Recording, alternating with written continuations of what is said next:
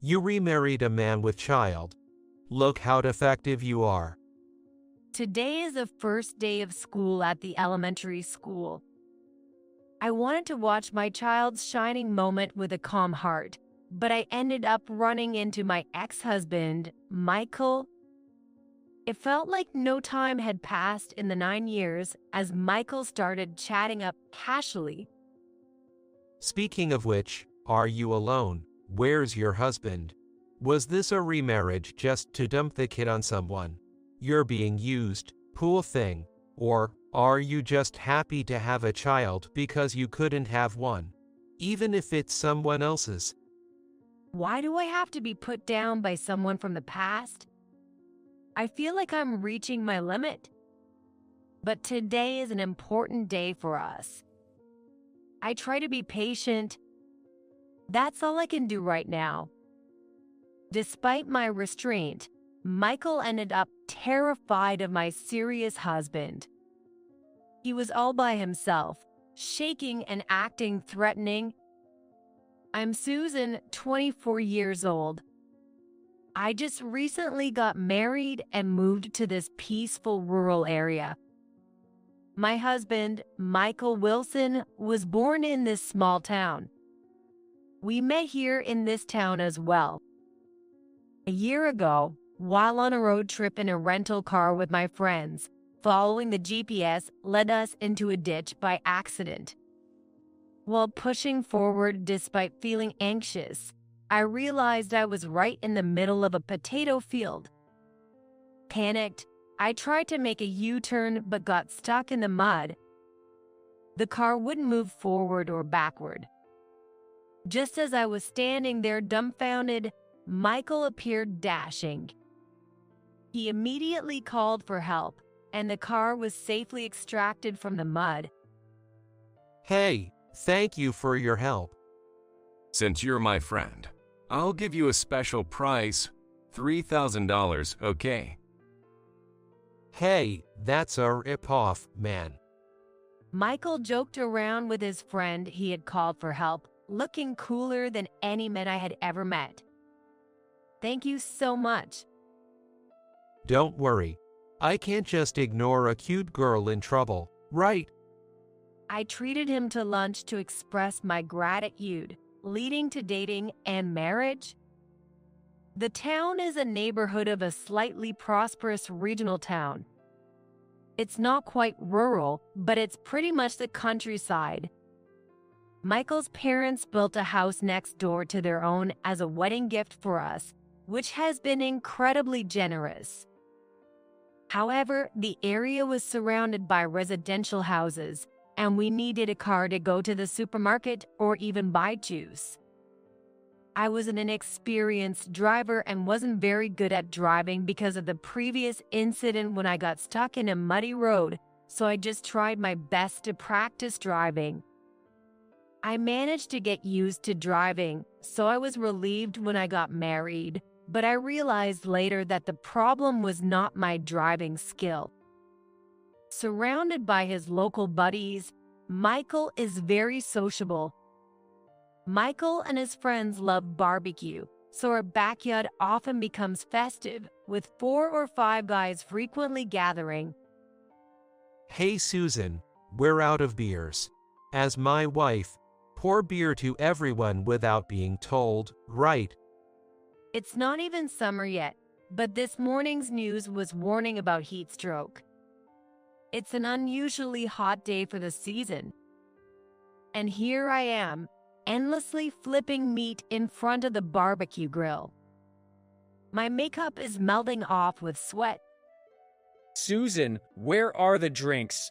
And they's no meat either. I really want some spare ribs. How long do we have to wait? If it takes this long just to grill at a barbecue, how many days would it take you to make a regular meal? One of his friends teased me, and everyone burst out laughing. Michael laughed along with them. Oh no, sorry about that. Caught up in the atmosphere, I laughed too. Sweat ran into my eyes and stung. Tears blurred my vision, but they must have been mistaken for sweat, so nobody around me noticed. I keep smiling and working in front of almost strangers. I thought I was sociable and enjoyed hanging out, but even so, hanging out with his friends is just exhausting. The teasing from husband friends and being treated like a maid is painful, but I'm the wife, the newcomer, so maybe this is just how it is.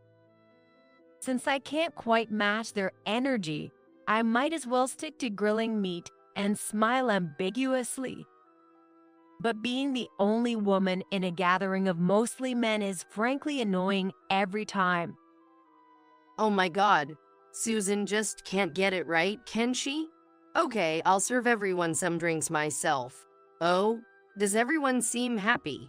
You all like me too much. The members gathering always change, but Sarah, with her high-pitched voice, is always there. It seems she was the center of attention before I joined.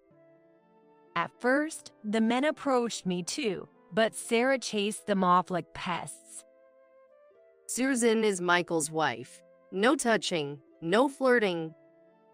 I was grateful to Sarah for a moment, but I soon realized her true nature. Like Michael and the other men, she left all the barbecue preparation and cleanup to me while Sarah just drank amongst the men. Without getting up, she calls out, "Susan, I want a hamburger, no tomato, please." The only other female participant was not on my side. The barbecues, supposedly held to foster interaction between me, the newcomer, and the local friends, have been going on for about 6 months since the marriage, but I still don't feel like I fit in. This time's barbecue was just another session of listening to a friend's tall tales. So there I was, taking down 100 things all by myself, and guess what? By my bare hands. Could that fight even be realistically possible? I wonder, but I know they don't need any response other than, "Wow, that's amazing." After the barbecue wraps up and everyone has gone home, I still can't relax. Don't believe that story from him. It was actually me who showed up when he was getting beaten up and took down those guys. I just don't say it to give him some credit. Everyone in this town used to tremble just hearing my name, Michael. Even folks from the next town over were scared of me. Funny, right? I'm usually so nice. After enduring his friend's heroic stories, Michael now turns to regale me with his own. Again, no response is allowed other than, "Wow, that's incredible."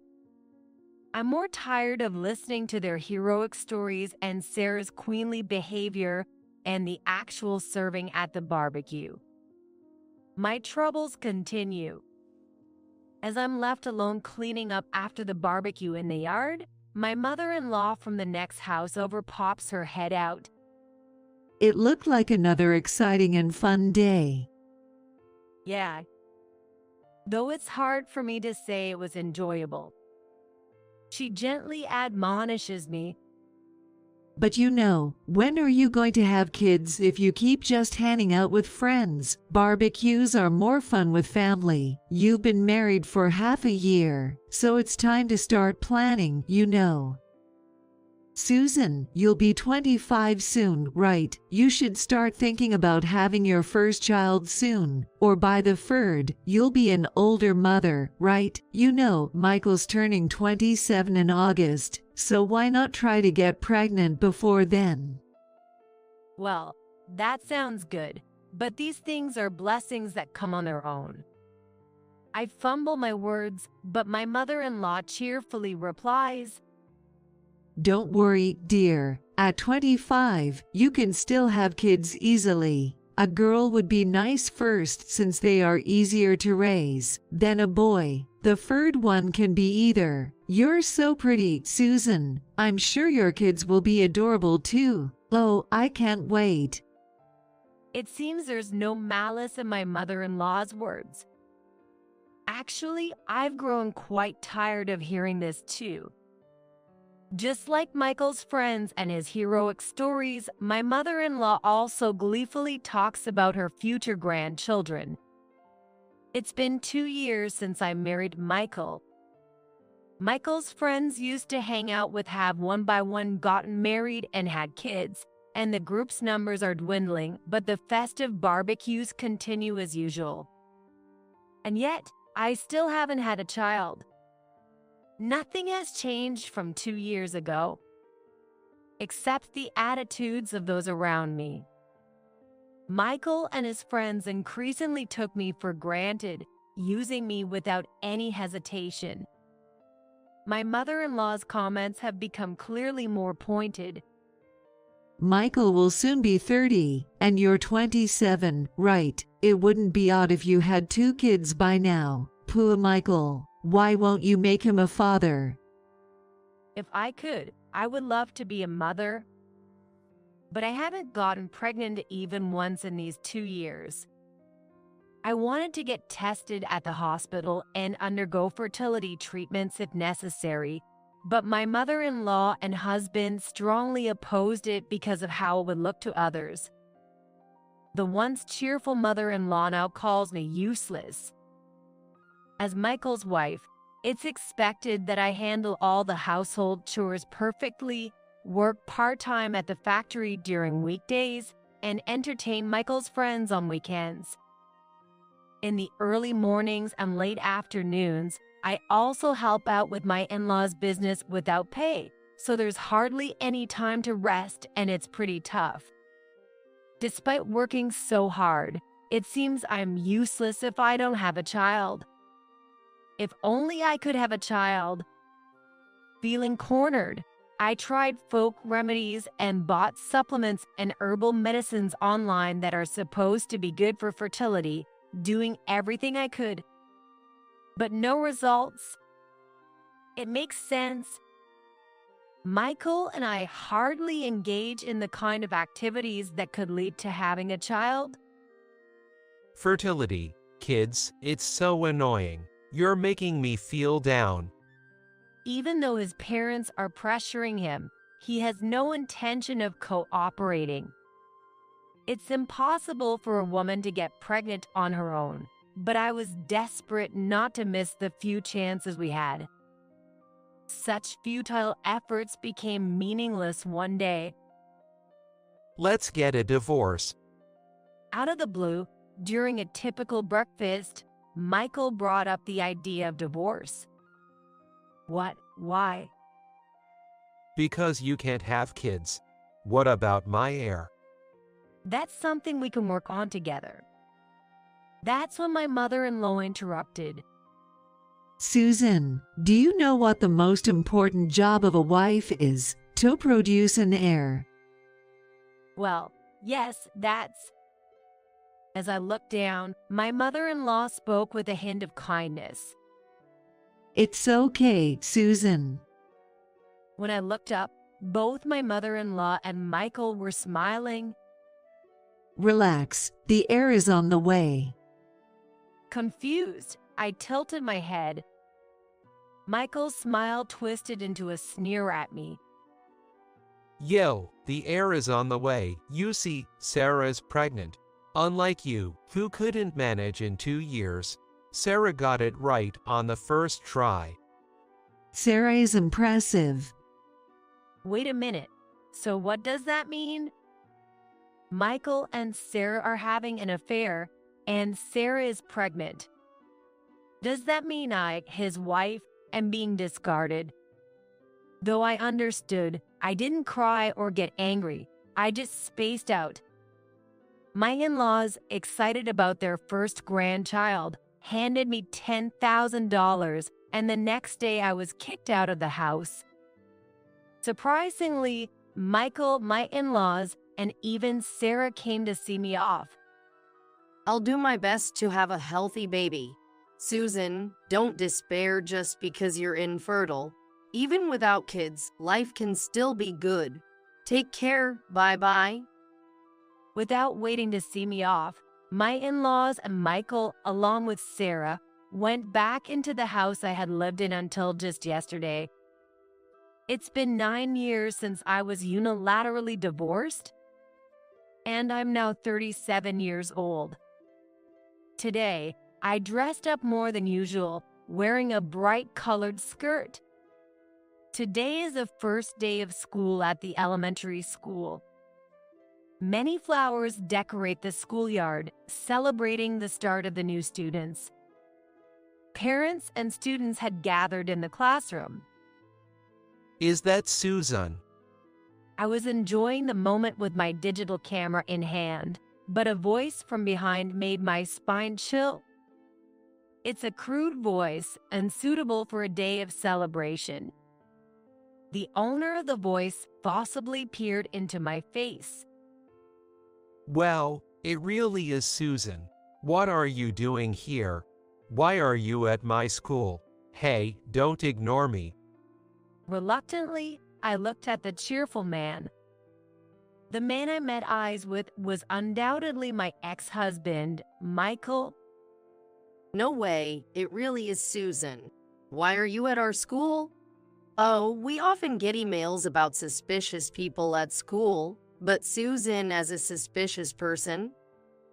Next to Michael was Sarah, unchanged even after 9 years. She was dressed in a flashy miniskirt suit, appropriate for a nightclub, with her hair done up extravagantly. I didn't want to be associated with such people and be thought of as the same kind. I'm here because it's my child's first day at school. Without turning around, I said just that, and Michael and Sarah burst out laughing. Did you hear that? She says it's her child. Infertile and all. Scary. Definitely a suspicious person, infertile and all. The classroom was somewhat lively, but their voices were louder than anyone else's. Unable to bear it, I spoke up. I remarried after we split. Class is about to start, so please take your seats and be quiet. I said coldly and decided to ignore them from then on. Well, you remarried a man with child. Look how defective you are. Incredibly, Michael and Sarah sat next to me. Sarah smugly lifted her chin and stroked her belly. Glancing over, I noticed her belly was rounded, just like 9 years ago. Without anyone asking, Sarah started blabbering. Oh, notice this. It's the 5th one in here. The one entering today is our 3rd child. It's so easy for us to have kids. Sorry to the infertile Susan. I focused straight ahead, but Michael annoyingly poked me and intruded familiarly. Don't ignore me, so you're alone. Where's your husband? Did your remarriage partner dump the kid on you? I see, your husband must be a loser. I just came to watch my child's proud moment, yet why must I be belittled by someone from the past? I feel like I'm reaching my limit. But today is an important day for us. I try to be patient. That's all I can do right now. Soon, the class began. When the homeroom teacher appeared, they began to fuss. However, as expected, they were quiet during the roll call. But I was appalled to see them looking bored and playing games on their smartphones. It's sad to see parents who should be role models for their children acting this way. They were so absorbed in playing games on their smartphones that they did not listen to the principal's greeting at all. Well, I got a rare item in the game. Look. We aren't even friends, but Michael casually spoke to me. Even a whispered conversation stands out in a quiet setting, and I didn't want to be dragged into it. When I didn't respond, Michael nudged my shoulder with a bored expression. What's with that look? Is it fun attending a stepchild's school?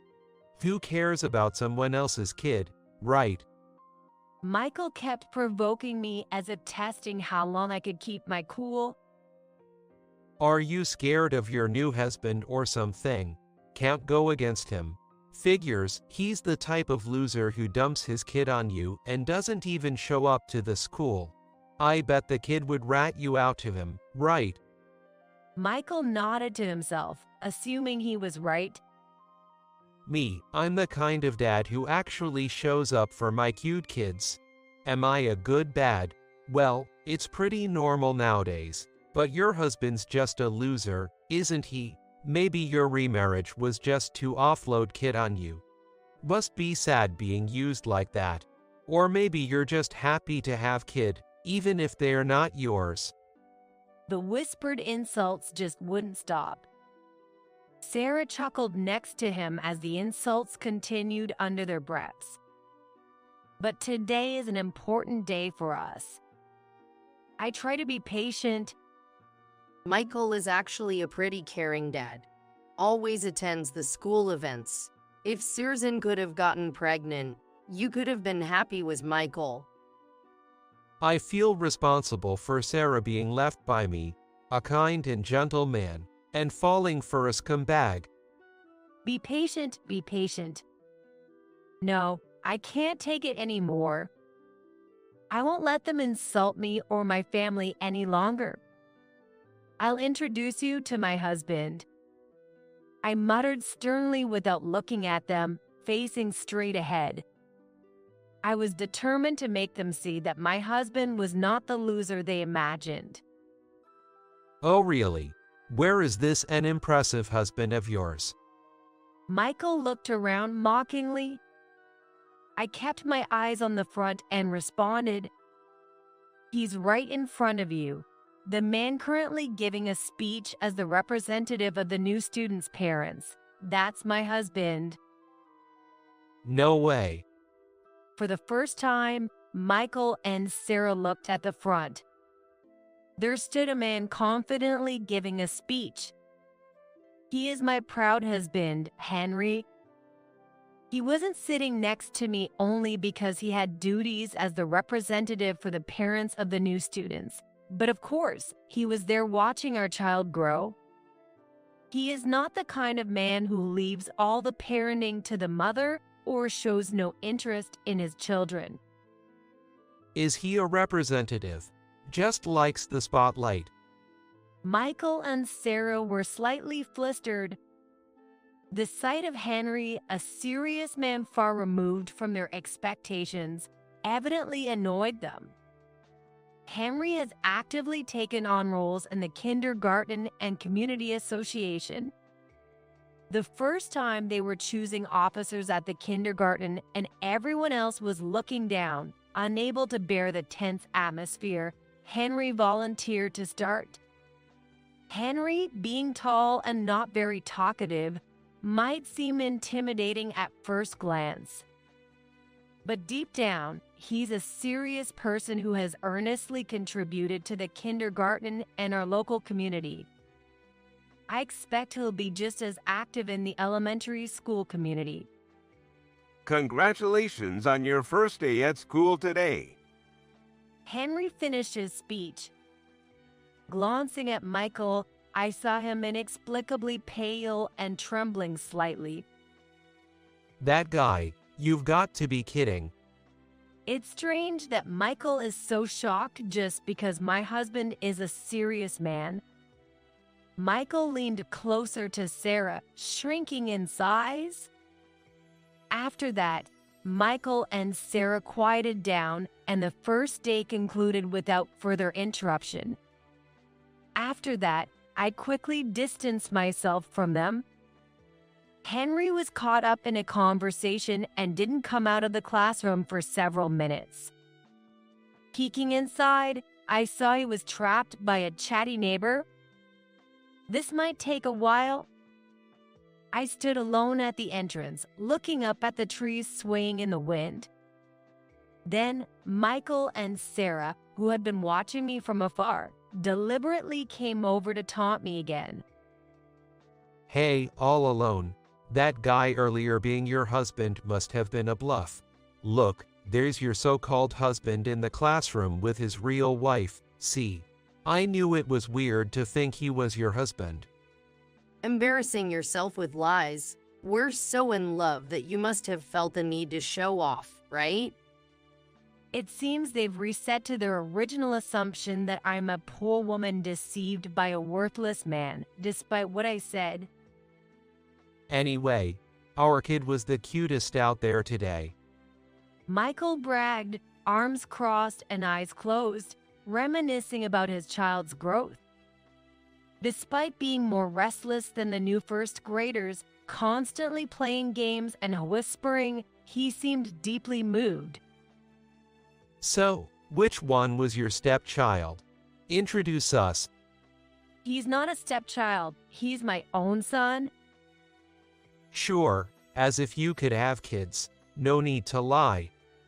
Michael and Sarah grinned mockingly. Just then, my son Jack ran up with an innocent smile. Honestly, I didn't want him near them, but they are parents of my son's classmate. In front of Jack, I couldn't blatantly avoid them. Mom, did I respond loudly enough? Yes, you did. You were great, I said, patting proud Jack on the head. Turning back to Michael and Sarah, their smiles had vanished. Oh, he looks just like Susan. They probably imagined a stepchild who looked nothing like me. But Jack and I could almost be said to be identical. It's clear just by looking that we are undoubtedly parent and child. Yes, we do look alike. We're real parent and child after all. But you were infertile. They still harped on infertility even in the face of Jack. Seems like they can't think of anything worse to say. After I divorced Michael, I remarried and got pregnant right away. Nothing happened when I was with Michael.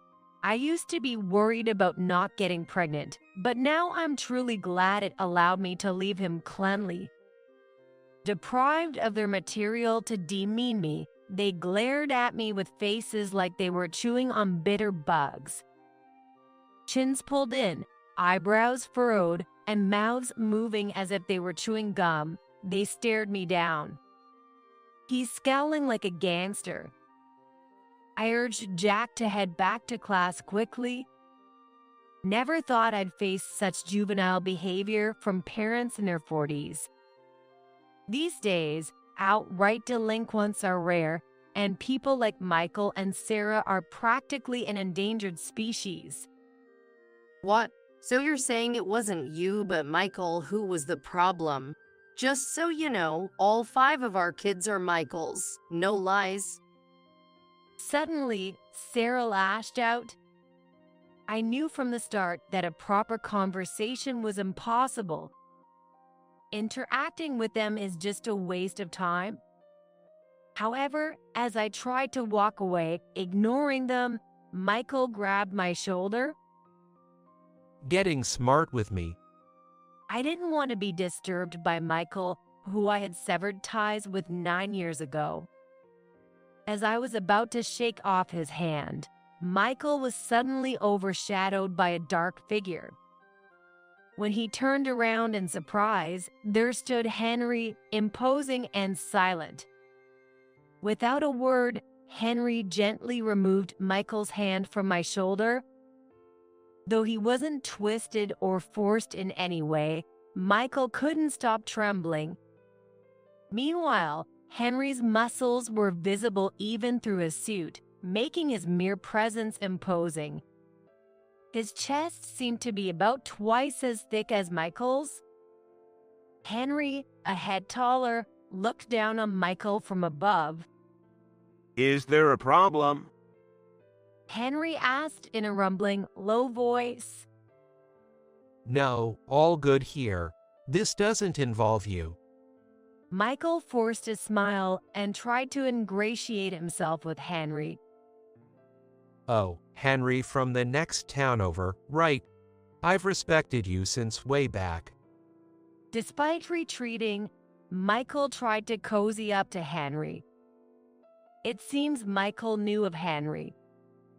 Henry doesn't talk much about himself, but I've heard stories from others.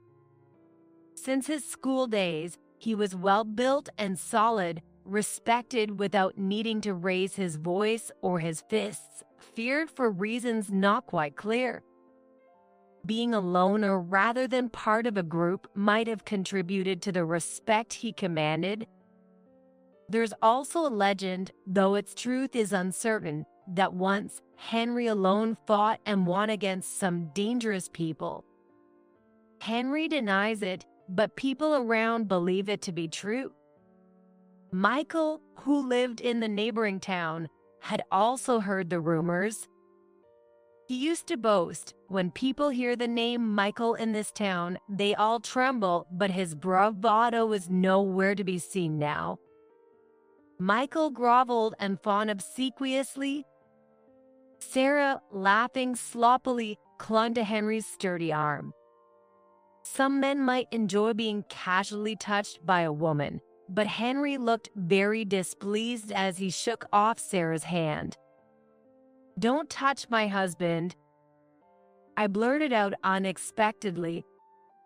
Michael and Sarah froze, looking at each other. During that moment, Henry walked over and put his arm around my shoulder. Michael must have realized deep down that Henry and I were truly married, but he was probably too frightened to admit it. Nervously, Michael started to speak. "Susan, you're Henry." Michael looked confused. "I am Henry's wife," I declared clearly. Henry nodded deeply, and finally, Michael lost his color. "No way, that can't be true." It was the second time today he expressed disbelief. The once confrontational Michael now slumped his shoulders, looking like a different person. You seem quite familiar with my wife just now. Please, feel free to include me in your conversation. "No, that's okay." I heard what you were discussing. Infertility, right? But is it appropriate to discuss such a delicate matter loudly, especially on such at school? Michael shrank even more, sweating profusely, and started to back away slowly. "I'm sorry." Without caring that his suit might get dirty, Michael knelt on the dirt-covered concrete that had flown from the playground. "I didn't know. I had no idea Susan is your wife." As Michael nearly hit his head on the concrete, Henry stopped him. Even a gentle touch on the shoulder made Michael jump. So you are Michael Wilson. I've heard about you from Susan. It seems you treated her quite harshly in the past. "No, well." Henry helped Michael stand up, then crouched to meet his eye level and gave a slight smile. But that's in the past. Now, as parents, let's both act in ways that won't embarrass our children. He said in a deep, resonant voice that seemed to vibrate the air. "Yes," was all Michael could muster, his voice shaky. Tears welled up in Michael's eyes as he trembled, looking like a poorly controlled puppet. Henry's expression remained neutral, his eyes narrowing slightly. It's our promise. That simple reminder hit Michael like a bullet. He stumbled backward and fell on his behind. Michael, who used to boast about his misdeeds, now cowered like a puppy with his tail ticked between his legs in front of someone stronger. It was pitiful to see what kind of person he really was. Henry, known as a former tough guy from the neighboring town, had transformed into a good father, whereas Michael and Sarah had not grown up at all since their school days. They trembled in fear at the thought of Henry's past. But does such an old tale still have power to subdue people in this town today? If it has any effect, it's only within their narrow community. Michael and Sarah are a shame in terms of their appearance and behavior. Shall we go, Susan? Right? There's a parent meeting after the class. Glancing at Michael and Sarah, who were still sitting stunned, I remembered that the PTA officers were to be elected at the meeting. You two should also attend the parent meeting. You'll be late. I called out to them as fellow parents, seeing that they might stay frozen there for hours otherwise. Surprisingly, Henry shook his head. The PTA president just told me that Michael doesn't need to participate specially. We should be going soon. Though puzzled, I started walking as Henry nudged me forward. However, Henry's words somehow revived Michael. That's right. I'm special. He regained his confidence and began to boast to me. Yo, I'm a big deal in this town. Henry might not know since he's from the next town over, but I'm quite famous here. Only I am exempt from PTA duties. The teachers told me, Michael, you don't have to bother with PTA stuff. They're scared of me. Our local elementary school had a declining number of students and was merged last year with a school in Michael's area. I was anxious about being in Michael's living area and hadn't realized our children would be the same age. Michael seemed to suggest that he held more sway in this town than Henry. Perhaps being intimidated by Henry, he had just remembered this was his turf. Despite having been submissive in front of Henry's past until now, his sudden switch was hard to follow. Really? Is that what you think? Henry sighed, holding his head. It's not because they're scared of you that you're excused from being a PTA officer. To be clear, you're excluded. Michael and Sarah looked dumbfounded, clearly believing they were truly special.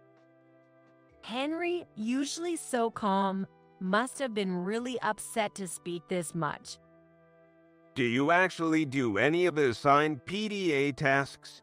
No, right? Instead, you just complain and disrupt the harmony. I've heard about all the trouble you caused when your older child entered school. Michael fell silent.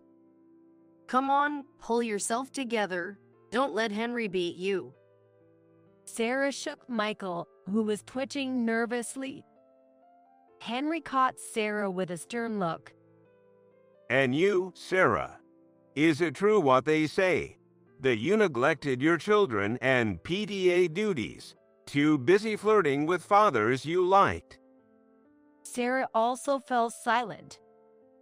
Looking down at them, Henry continued.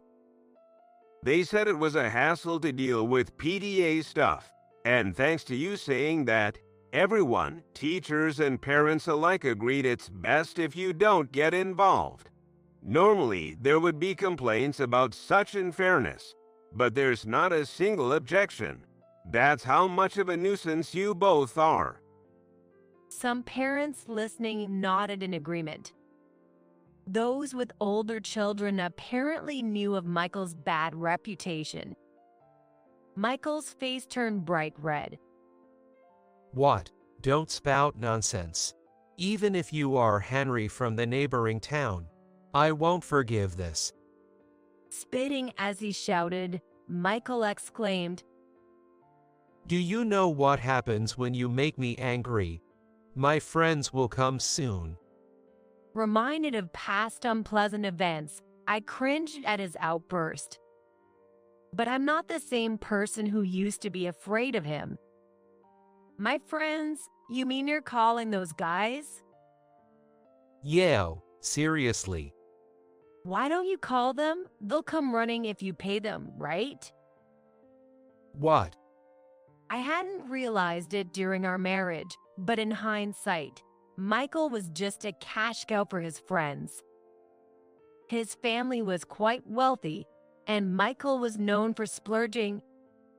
I remember even the friend who helped me when my car was stuck in mud, Michael handed him a wad of cash from his wallet.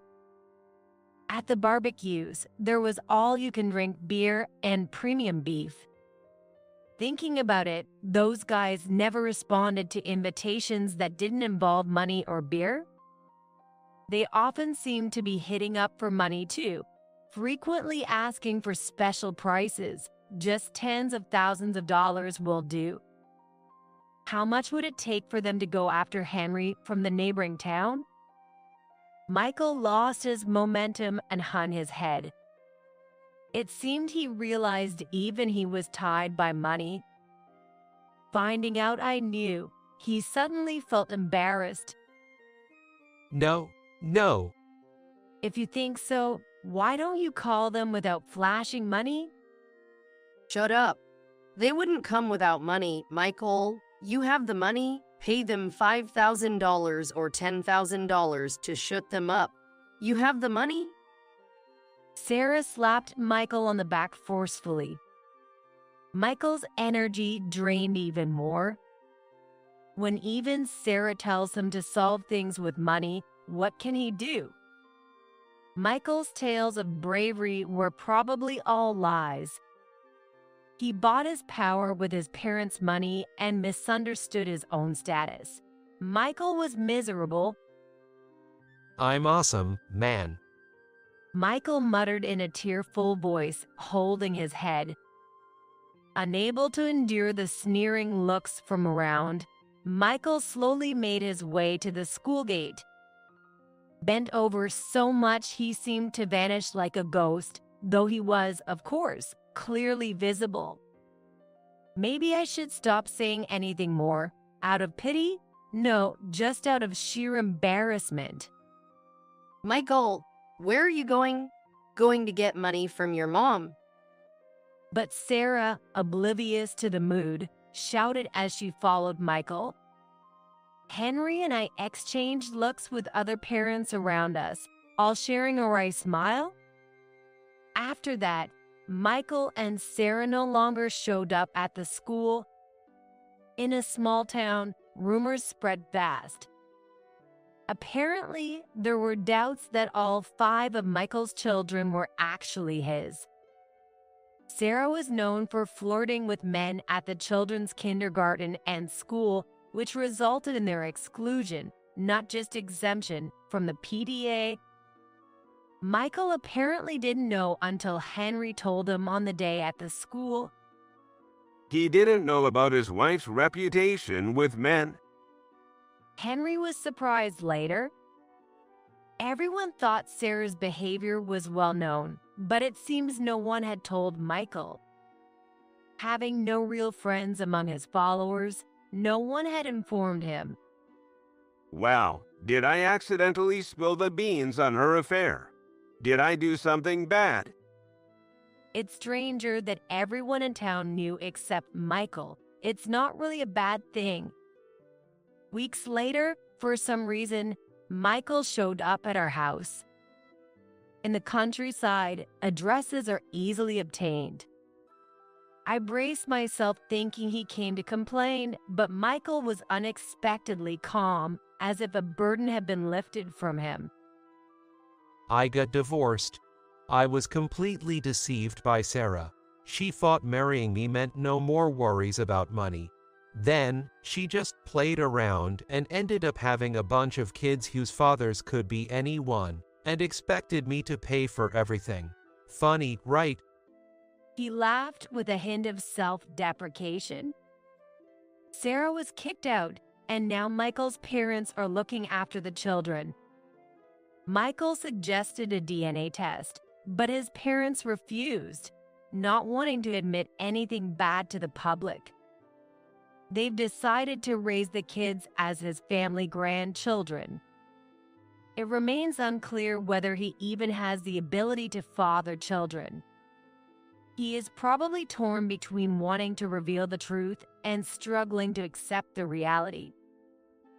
And now, my mom yelled at me for spending too much money, and I got kicked out too.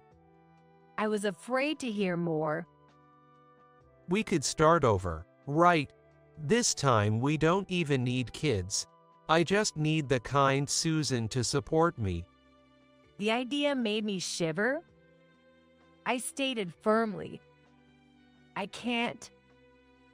Don't say that. Weren't we in love once? So, you mean since you've been abandoned by your wealthy parents, you can't survive on your own, so you need my support? His friends who used to hang around Michael are gone now that he has no money. That's why he came to me, thinking I might be an easy target. I'm definitely not. It's not about the money. I simply cannot bear to be near Michael as a person. Now alone, Michael is just getting by with part-time jobs in our small town. He doesn't have the courage to leave for the city even after all this. Meanwhile, Sarah quickly snagged a new man and got married, but it turned out to be a marriage scam, and she was swindled out of her money. Over 40 and drowning in debt. When will she realize that she can no longer afford to pick and choose men to play with? Her life, dependent on men, is predictably heading downhill. Despite all this, we'll soon no longer hear these rumors. We've decided to move as a family. It might be sad to leave the area where Henry grew up, but it seems he too feels it's time to go. Jack's class had only 18 students, and of those, only 5 were boys. Mom, at the next school there are 4 classes for each grade. There are over 100 first graders. I might make 100 friends.